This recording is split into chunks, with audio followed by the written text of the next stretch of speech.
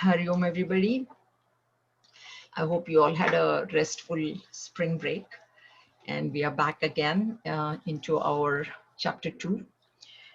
So we saw last time that Bhagwan has started his teaching um, after Arjun surrendered as a disciple and asked him to instruct him uh, in a very particular way, not a general way. Please give me specific instructions which are applicable to me.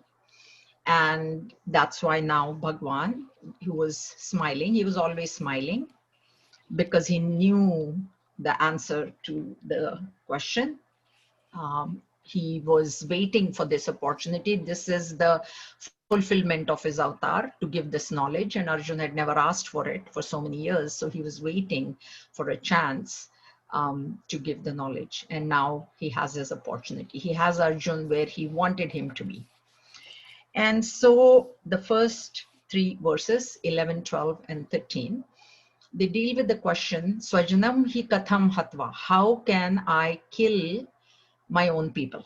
How can I kill, basically? And that's why Bhagwan starts by telling him that you are talking like a wise man, because all the arguments that he had put forth in the first chapter that we saw were very valid, but circumstances were not correct for those arguments. So he says, you're talking like a wise man, but the really wise men do not grieve for those who have gone and for those who have yet to go. And the reason that they do not grieve is not that they do not have any feelings or they are stone-hearted or they're like a stone, but their attention is on that Atma, which is never dying, which never dies. The scientists we saw, their attention is always on the living folks. And that's what we see now, the vaccine. Why? Though at least those who are dead with COVID, okay, gone, no, nothing to worry. But those who are still alive, let's get them vaccinated as fast as possible, right? Those are the scientists who are concentrating on the living. And then there are those who are, because their attention is on gross matter always, the fools, Bhagwan, as per Bhagwan, they grieve over those who have gone, and they also grieve over those who have not gone. So they are grieving over things which are not necessary. And if you, the world of matter is constantly changing. That is the law. That is an unchangeable law, that matter will change. And if you are focused on matter, then that change in matter is going to have a change in you. You're going to be sorrowful. So it's a surefire thing. As long as you're attached to matter, as long as your attention is on matter, as long as you're focused on matter, change will happen, and that change will make you sorrowful. So Bhagwan says that the really wise people, and Pandit, I told you here, Pandit is a realized master, one who has realized his own self to be that eternal self, Atma. He never grieves for those who have gone and those who have yet to go. And then in the next verse, Bhagwan says that Natve Vaham Jatu Nasam. There was not a time when you were not there and I was not there. And what about all these other people who are standing on the battlefield? Even they were there at all times. They were there before, they are there now, and they will be there afterwards as well.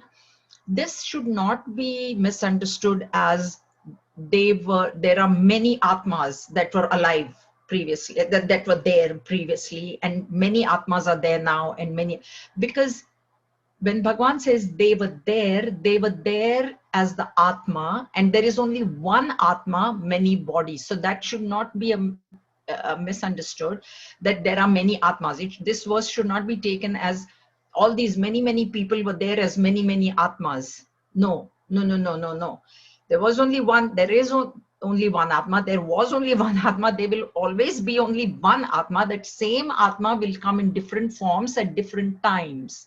And the name and form belong to the world of matter. So the name and form is there for a particular time. There is birth at a particular time, and that form will die at a particular time. So within that time, you see that Atma as that form. If your attention is on the form, you will be constantly grieving because the form is constantly changing. But if you shift your attention to the Atma, then there will be no reason to grieve. And this is what Bhagavan means, that there was no time when they were not there. There is no time when the Atma was not there, when the Atma is not there now, and the Atma will not be in the future. But there is only one Atma. That has to be understood very clearly. One Atma, many bodies. And then Bhagavan gives an example. So this verse here refutes the Buddhist school. Buddhist schools, there are two sections. There are four actually, but the ones that come close to Vedanta is the Kshanikvadins and the Shunyavadins. So the Kshanikvadin Buddhists say that consciousness is born with every thought and dies with every thought. So that Kshanik Vada is negated here when Bhagavan says that the Atma was always present. So it's not like the Atma gets born with every body and then Atma dies with every body. That's what they say. Atma comes into existence when the body comes. Atma comes into existence when the thought arises. And when the body goes or when the thought goes, Atma also dies and takes birth again. So that is negated here. And the Shunyavadins claim that there was nothing, and from nothing this world has come. So that's why Bhagavan here, by saying that there is Atma, in Vivek Churamani we saw the word Asti. Asti, there is. That's why that's a very important word. That it is there. Atma is there. So that negates the Buddhist Shunyavadins by saying that no, there was not a shunya, there wasn't a void, there was not a nothing from where everything, all the bodies and all the world came. So there is something. This is what it is. And then in the next verse, in the 13th verse, Bhagavan gives an example. Arjun, dehinosmin yatha dehe. Just like the dehi or the jiva or the atma is in the baby body and then moves on to the kaumaram, so moves on to a teenage body, to a youth body, old body, same way it will discard that old body and it will take up a new body. So this Atma is permanent. And when I told you last time also, when we grow up and we're very happy, we're very happy, like birthday, like, oh, hey, happy birthday and all that. And we think of it as maturing, we think of it as change, but we don't think of it as death. That is the thing. Actually, the baby body has actually died to give rise to the youth body. Think about it. Actually, it is death. There we don't consider it. There we are very happy. Now I can be alone, teenagers, I can have a key to the house, I can come in. So that time we are very, very happy. And when the physical death happens, because that's all the idea of death in our mind is when this body actually dies and we cremate it, and then we are grieving. So death is happening, moment to moment death is happening, but we don't consider it as death.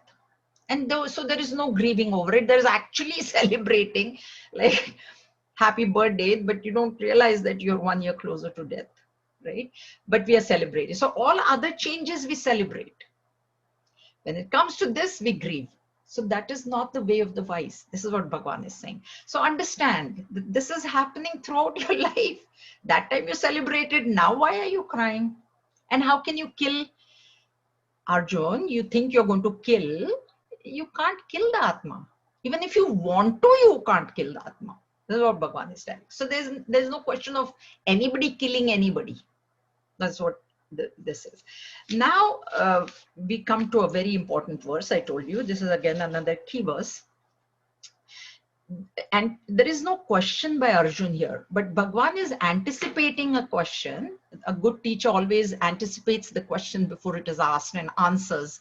That's why you find that when you are listening to lectures by Swamiji, sometimes you're like, oh yeah, suddenly you think, oh, that's the answer. He answered my question. That question was in my mind. So the question that might arise to Arjun, this is what Bhagavan thinks, is that, okay, Bhagavan, I understand that this Dhira Purusha, same synonym to Pandita, same realized master, does not grieve over people who are gone or people who are yet to go. But while he's in the body, so the body has to feel heat and cold, doesn't it? Like, does he not feel also? Like, okay, he doesn't grieve, but does he not feel heat, cold? If he touches something hot, he doesn't get burnt? Or, that sort of question might arise in Arjun's mind. And therefore, now Bhagwan gives the next verse. It is important. And like I told you, we will look at it at 3 different levels.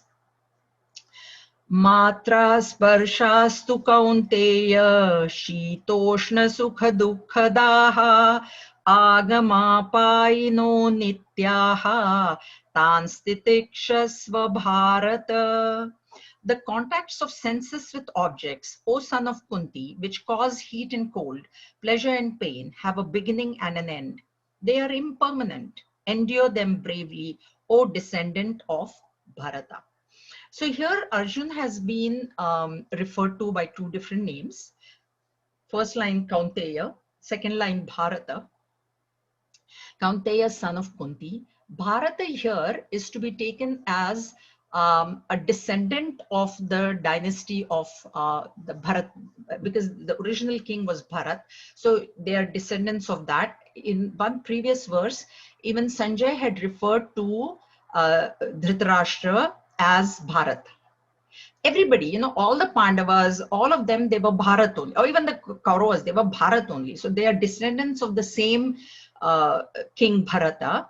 So this is here, it should not be taken as, because Bharata word will come later on also. Bhagwan will use it for Arjun, and that time we will see the meaning as Bha meaning light or knowledge, and Rata means reveling. So reveling in knowledge.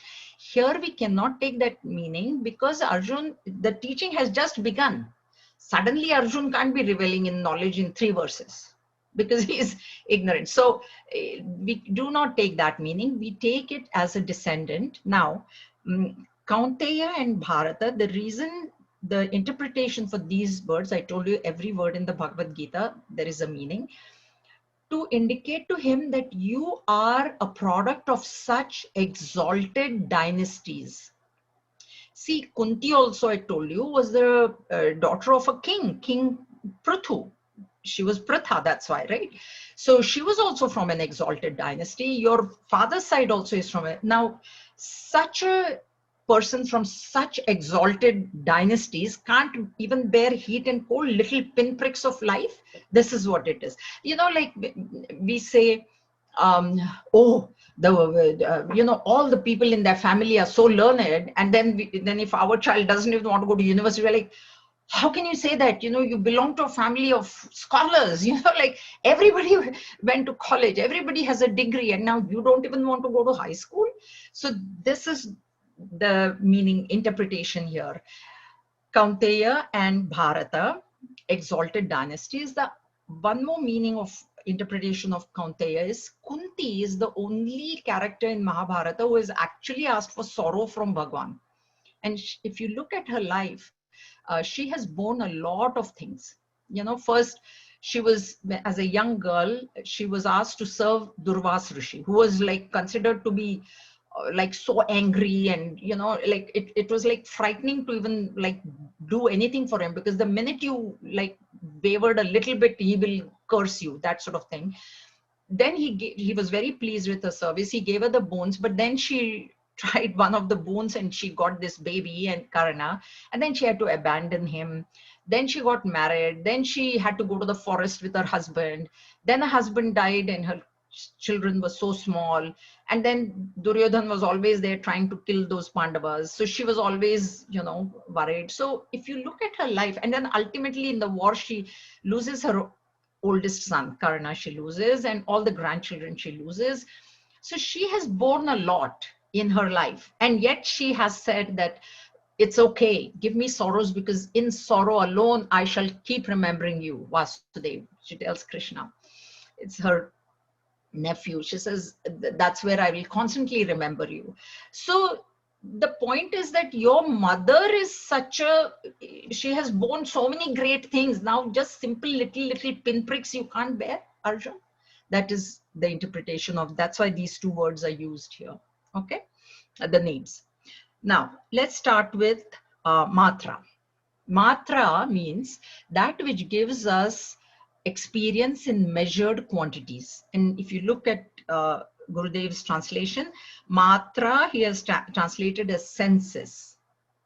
And why is senses called as matra? Because our sense organs give us experiences in measured quantities only, which means that the eyes can only see color and form. They cannot hear anything. The ears can only hear sound. They cannot see color and form.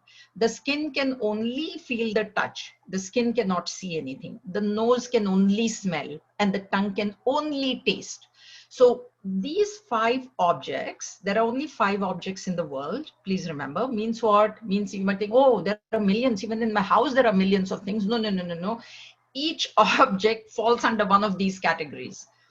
Either you can see it, I mean, obviously you can see it, you can smell it, you can taste it, you can touch it, or you can hear it. So these are the 5 sense perceptions that we get in measured quantities through our senses. And that is what the meaning of matra here is.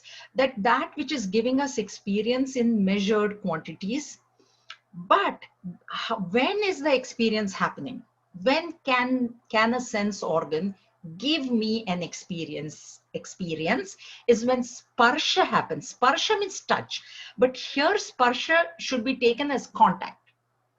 So what is happening is now we are here in the class, I'm here in class, and maybe there is a message in my WhatsApp which is giving me some happy news or sad news. It could be either way, but unless I open my app and then look at that message, unless my eyes fall on that message, will that experience of happiness or sadness come to me?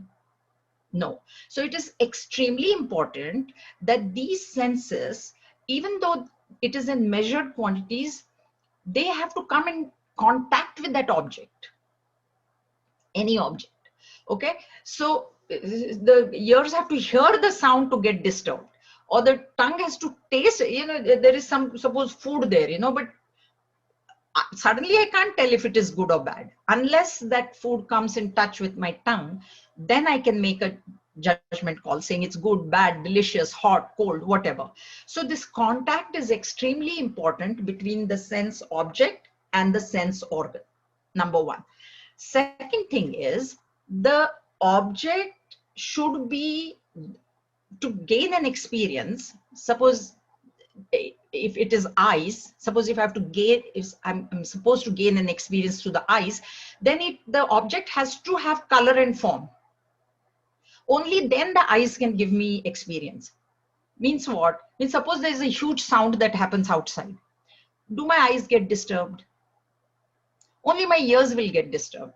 You understand? So that object has to be in one of those 5 categories, then only through that sense organ can I get disturbed. So suppose there is a blind person, or suppose there is a deaf person, as I grow older, maybe hearing loss will be there. Then it doesn't matter how much sound is happening outside.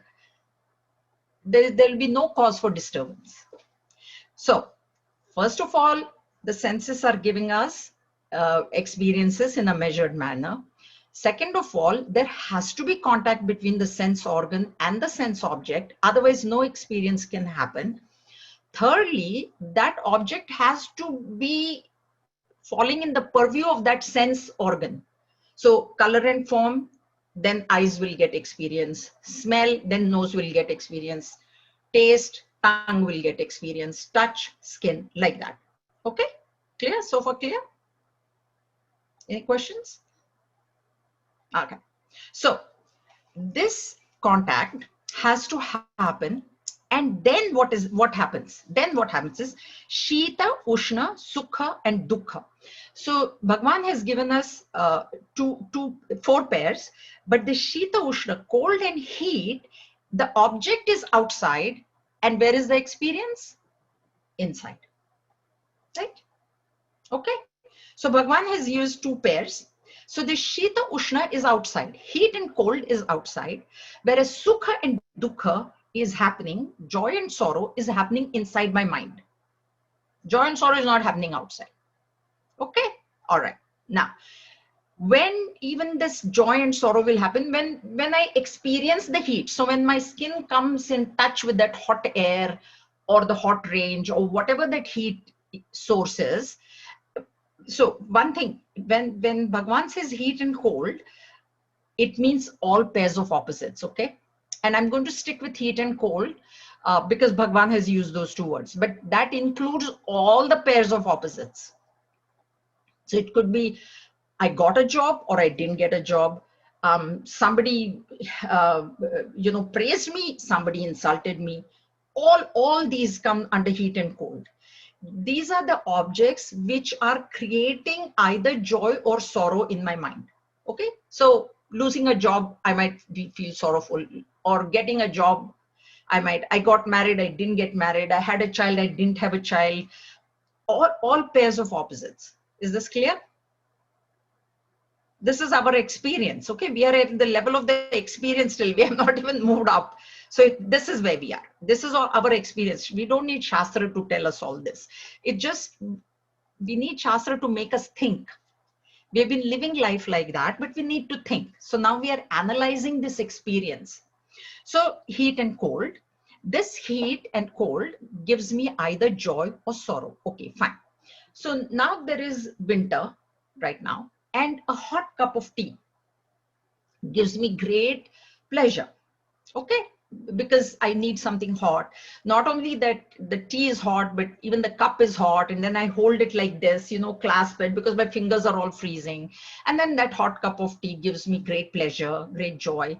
And so I'm happy. Now, winter is gone and comes the hot summer. Of course, in Vancouver, it's kind of hard to say hot summer, but kind of imagine this is like Bombay or Chennai or India, equator, Singapore. So in that hot sun, now somebody offers me that same hot cup of tea.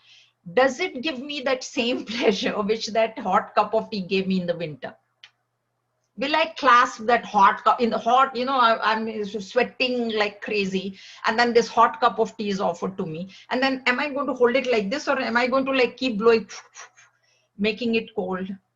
So the point is that one object which gives me joy at one time does not give me joy at another time. It's the same cup of tea. I like tea.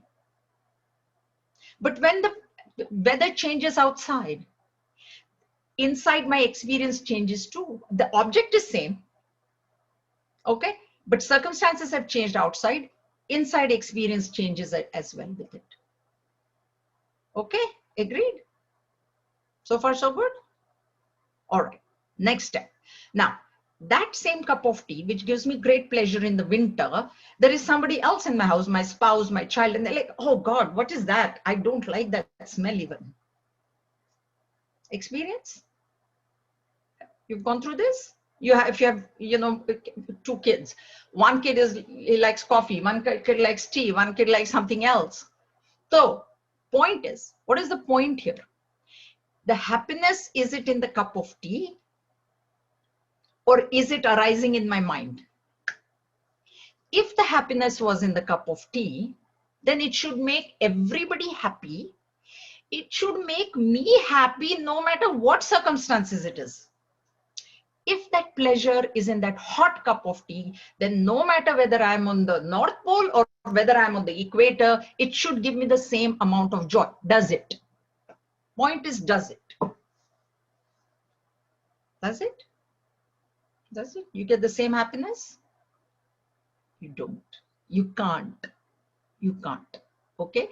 So the point is that happiness, that object changes, circumstance changes, and the joy and sorrow inside my mind also changes.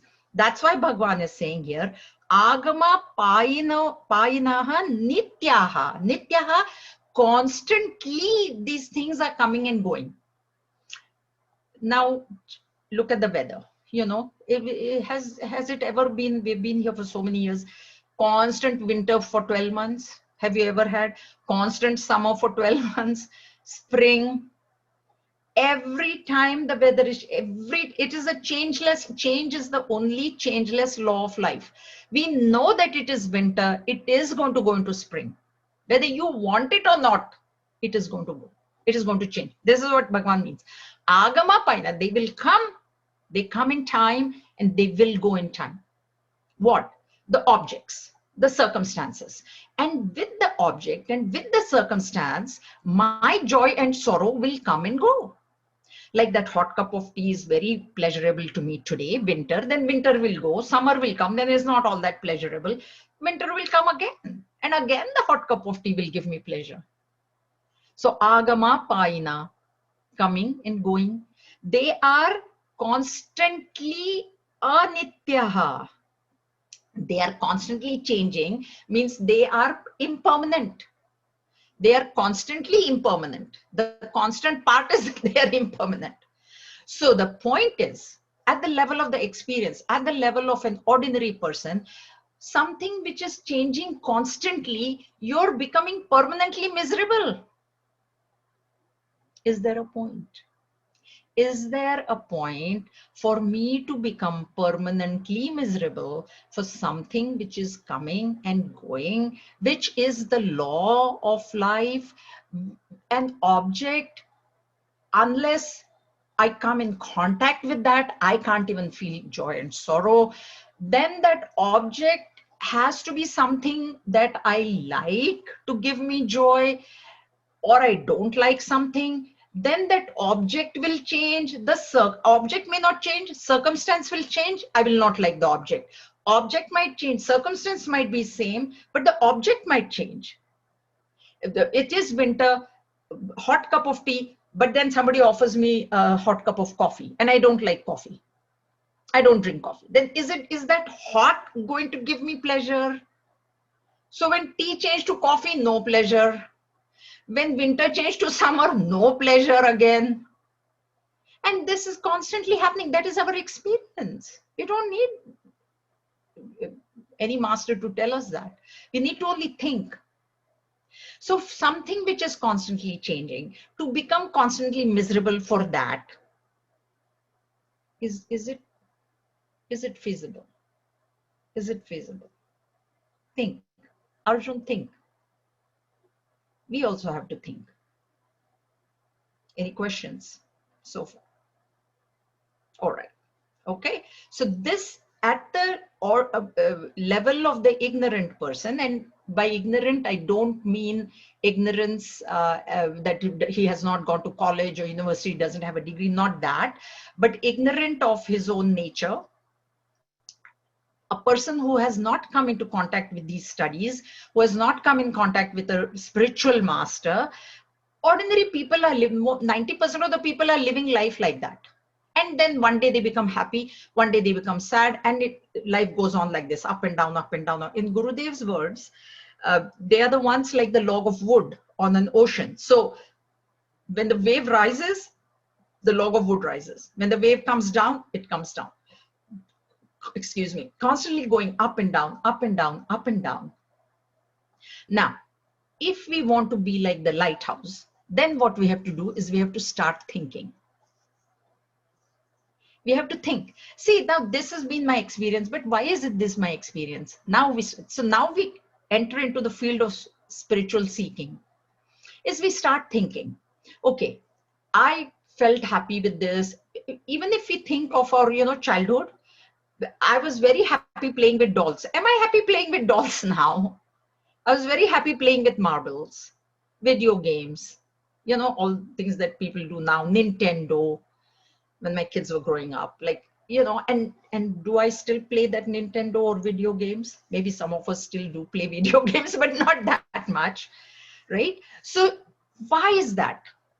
When we start questioning the why of things, we are entering the spiritual field. So now what comes to our mind is, first of all, who is the one that is experiencing this joy and sorrow? For an ignorant person, it is I. Suppose if I say, it's me. What do you mean? I am the one. But for a spiritual seeker, he needs to think. And the way to think is, okay, I have a body, they've told me, I have a body and I have a mind. So that's the first division. Is the body really experiencing that joy or sorrow?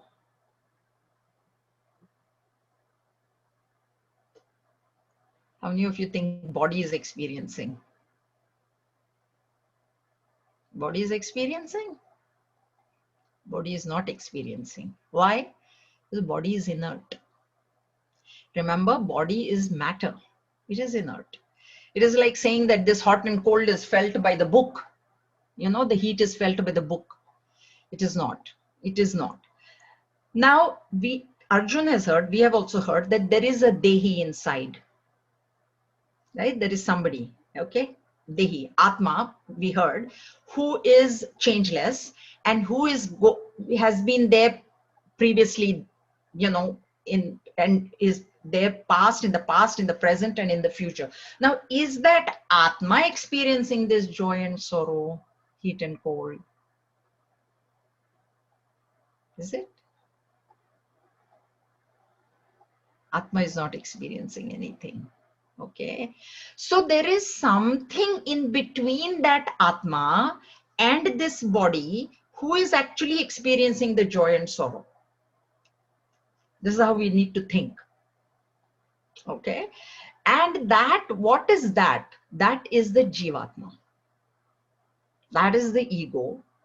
That is the Jiva, actually, more than ego. It is, but in this context, we have to understand it as Jiva Bhava, that notion of I. When I say I experience, that I in Gurudev's language, is it the big I? Is it the Atma I? No, it is not. But it is the small I, whom I think I am. Who I think I am right now. Right now, I think I am this body, mind, intellect complex. This is what I think. That's why I describe myself, right? I'm male, female, I'm this height, I'm this educated, this is my status, this is my position, this is my whatever. I'm compassionate, I am a kind person, I am a loving person. So my mind is described. I'm very intelligent, I have got great values, I'm very honest, this, that. So I'm describing my intellect. And I think that is what I am. That's why I say that I am fat, I'm thin, I'm short, I'm tall, I'm compassionate, I'm not compassionate, I'm intelligent, I'm dull. That is what I think I am. And that is what is the experiencer. That is the experiencer. The one who thinks that he is the body, thinks that the body felt hot, and now I'm either happy or sad, depending on the circumstances outside. I like warmth when there is cold outside, and I like cold when there is warm outside, heat outside, hot outside, right? So that is there. And then the spiritual seeker has to think that that is a temporary entity. That is not real. So if I have to bear joy and sorrow, the entity who experiences joy and sorrow is itself not real. How can that joy and sorrow also be real? This is only at the level of thought. This is the spiritual seeker who has to think. And therefore, tan stitikshasva bharata, therefore endure it. At the level of the ignorant person, that is the way of life. So endure. See, titiksha, this is the main instruction here. Bhagavan is giving this instruction to Arjun. Arjun, yes, I understand. There is heat and cold. And yes, and like I told you, heat and cold means just don't think only heat and all the pairs of opposites. Okay, so there is these pairs of opposites which are creating constantly joy and sorrow in your mind. Understand that those objects are changing constantly. Okay, so to be permanently miserable for something that is changing constantly is not the way of the wise. So endure it, because that's why one of the most important, very important axioms of Vedanta is even this too shall pass. That should be remembered. It should be remembered in both happiness and sorrow. Because remember that if sorrow has come, and yes, even this too shall pass, it will go, happiness will also pass. It has to pass because it has come in time. It has to pass. So that ignorant person may not know all these things, but his experience is telling him See, our experience is telling us that, yes, in my childhood, I liked to play with dolls and I like to, whatever, do these things, or I like this food. I didn't like this type of food. Now I like it. Whatever I liked, I don't like. Whatever I didn't like, I like. So that means my experience has just experience, at the level of the experience only. No Bhagavad Gita or nothing. It has changed, so I should bear it. Okay, theek hai, now today this situation came to me. I should bear it. I should endure. Next was Bhagwan will give the reason, but for an ignorant person, so endure. Now for Balvihar teachers, okay, one thing I want to tell you is, do not use example of heat and cold with children, because they'll say, oh, what's the big deal? If this is hot, then I just don't wear a t-shirt, or if it's cold, that's okay. No, you need to give examples that will resonate with them. So for joy and sorrow, you say, oh, how did you feel when, depending on the age of the child, how did you feel when you asked this girl out for a date and she refused? So those type of examples which will resonate with them have to be used. Don't use heat and cold with them. Okay, because that's not going, they're going to say, who cares? I don't care. It doesn't give me joy or sorrow. So please modify that. But that's the level that the Balvihar teachers will remain at. That's it. It is your experience. Okay, this girl said no. Arey Baba, another month you won't like that girl. You'll like some other girl. So don't worry about it. It'll change.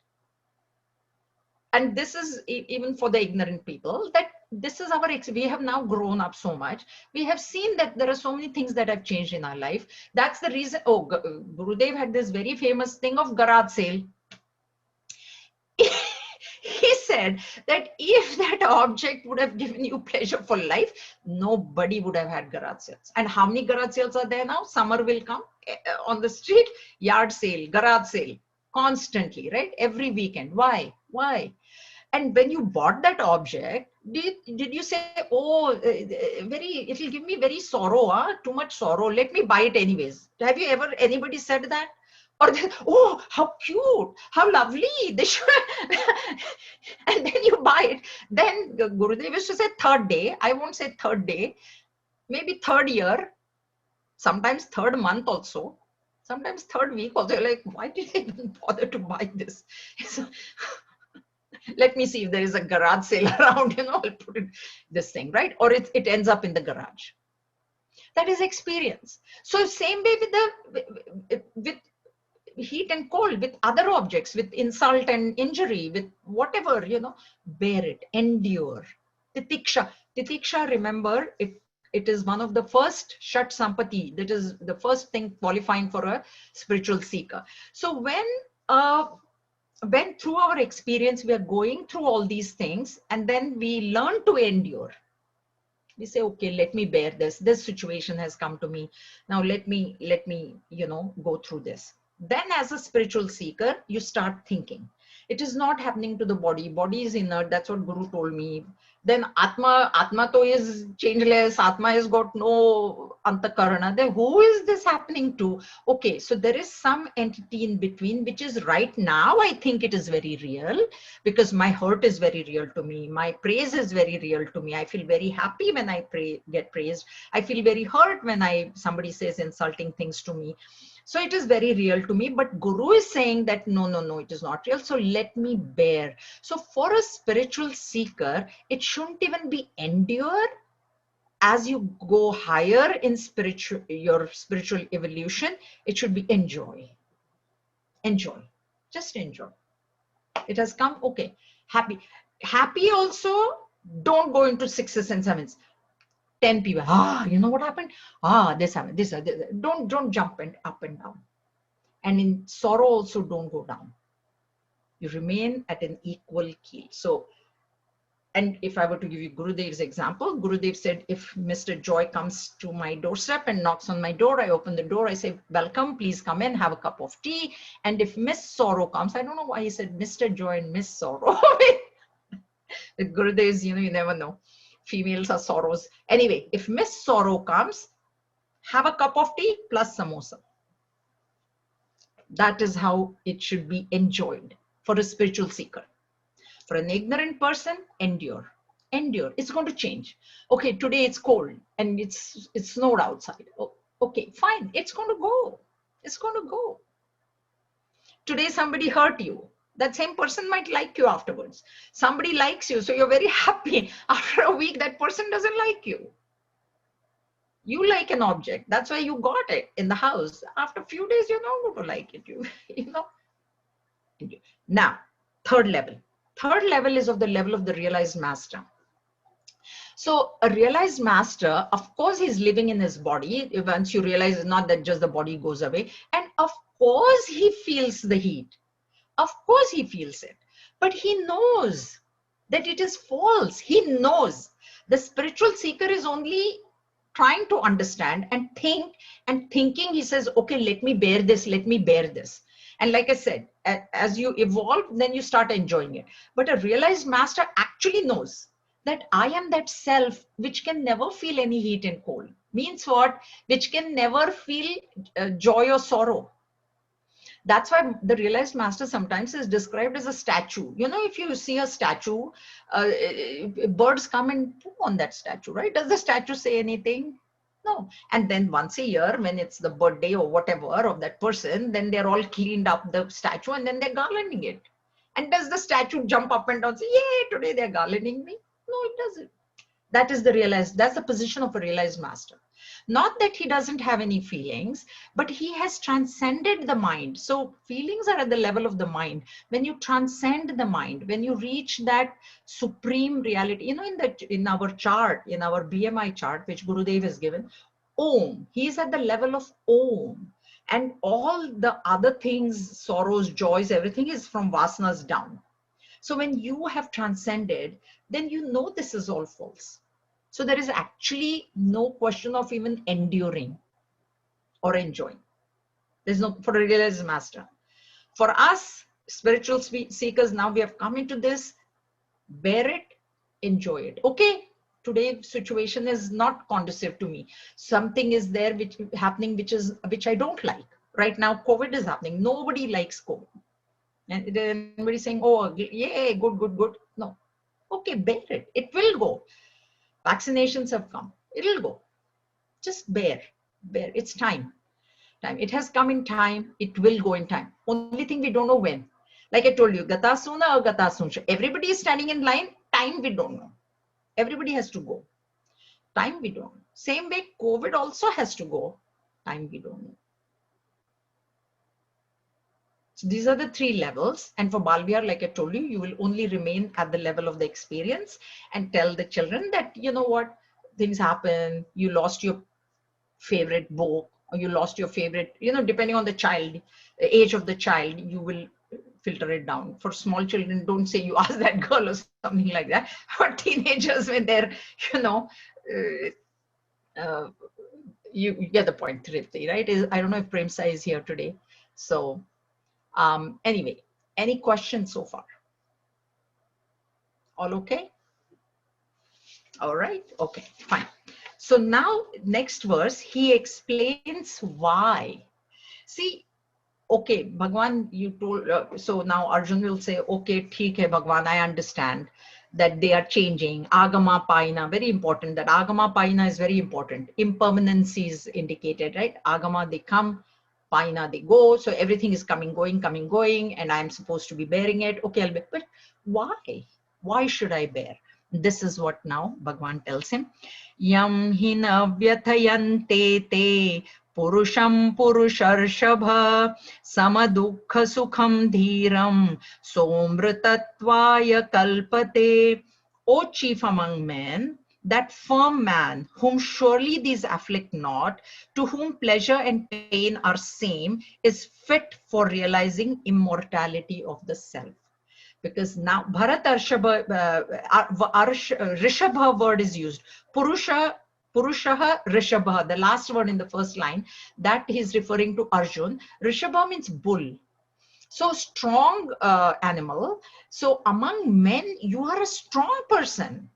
Arjun was very strong. I've told you that already before many times.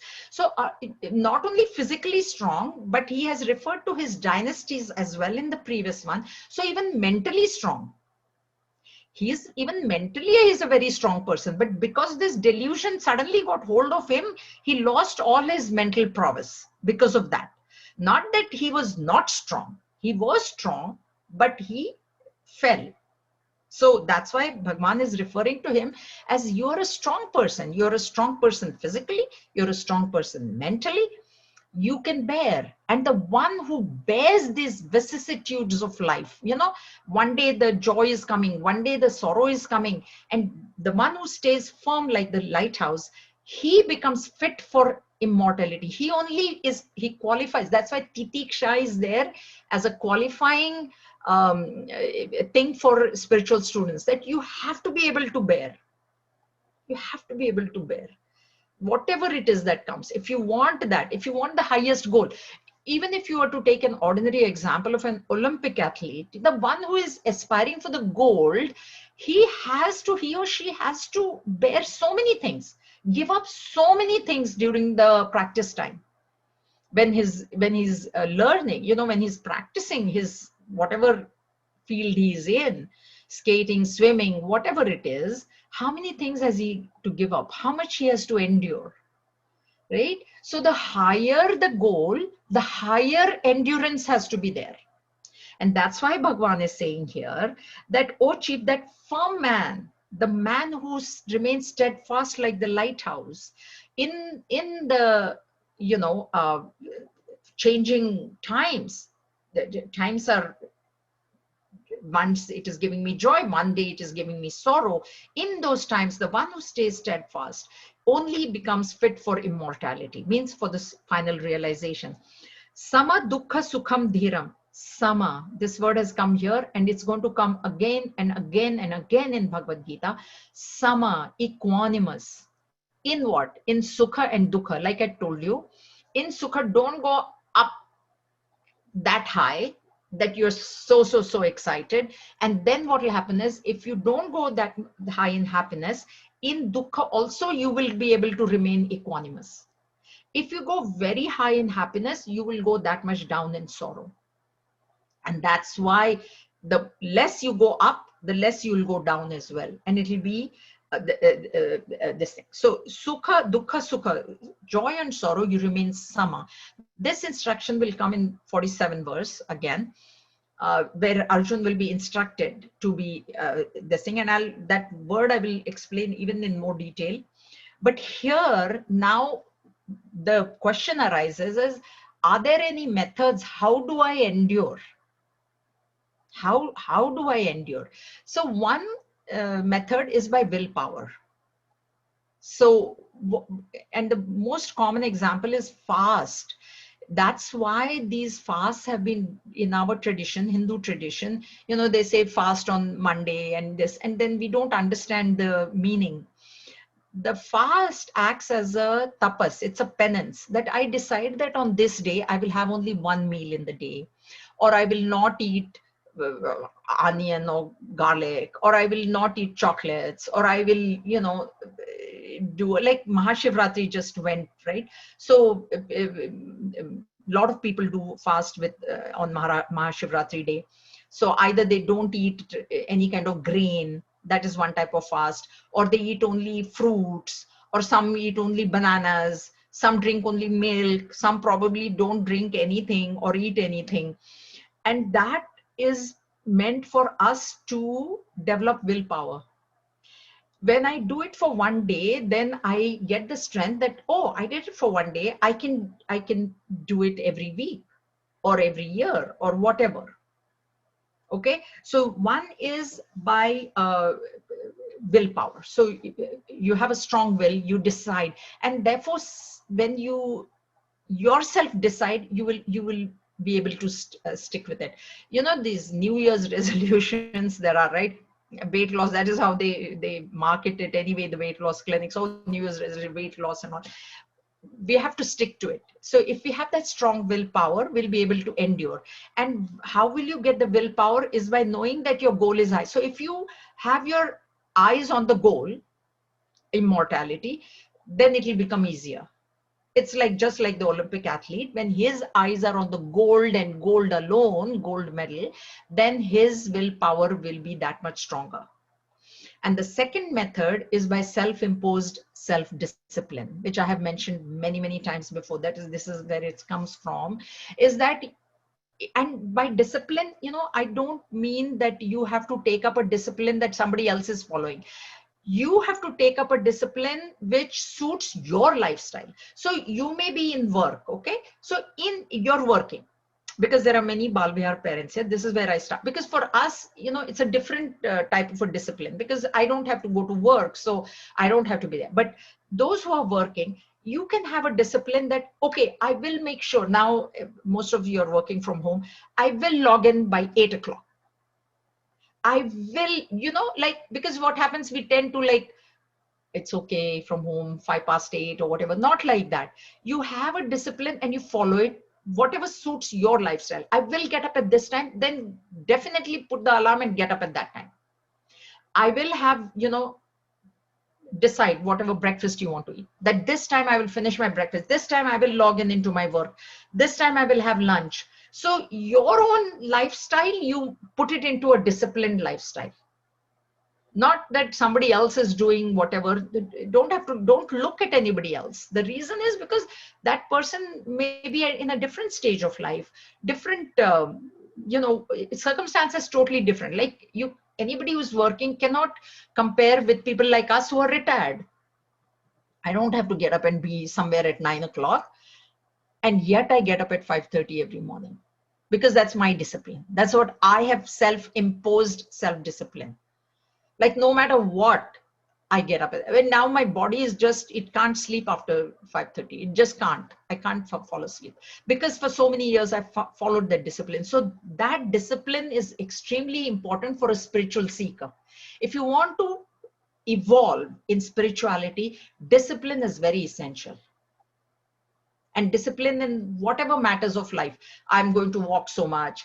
I will walk every day. I will do a certain amount of reading every day. I will not watch TV more than 1 hour. Whatever discipline, like suppose if you're in doing excess of something, reduce it. Something which is, I mean, of course, even excessive reading. And what happens is, like, see, people have at night, there have been Chinmaya mission programs, and they're like, oh, it was so lovely, it was Chinmaya mission, so I slept until 12, so now for class I'm late the next day. Even that should not be done. There should be no transgressing of those limits. Once you set like if you say you're going to go to bed at 10, then doesn't matter what favorite movie is going on or what favorite serial is going on, you record it or whatever, or you give it up, but you go to bed at 10. So each one, this discipline, extremely important for a spiritual seeker. We will continue with this a little bit more next time.